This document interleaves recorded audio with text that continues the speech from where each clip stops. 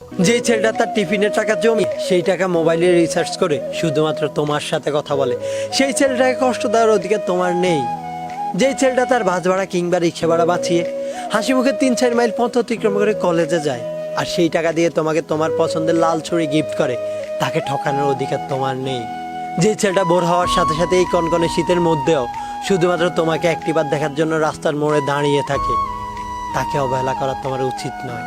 যে ছেলেটার ফেসবুকে কোনো কাজ না থাকা সত্ত্বেও শুধুমাত্র তোমার একটি মেসেজের আশায় ঘুরে বেড়ায়, তাকে তুমি ব্লক দিতে পারো না। তুমি কষ্ট পাবে বলে যে ছেলেটা তার মেয়ের ফ্রেন্ডদের সাথে কথা বলা বন্ধ করে দেয়, তাকে তুমি উপেক্ষা করতে পারো না। যে ছেলেটা সমাজের লোকজনের শতবকা শোনা সত্ত্বেও শুধুমাত্র তোমাকে একটিবার দেখার জন্য তোমার বাসার পানে চাতক পাখির মতো তাকিয়ে থাকে, তাকে তুমি ইগনোর করতে পারো না। যে ছেলেটা তোমাকে ভেবে একটুখানি সুখ অনুভব করে, তাকে তুমি দুঃখ দিতে পারো না।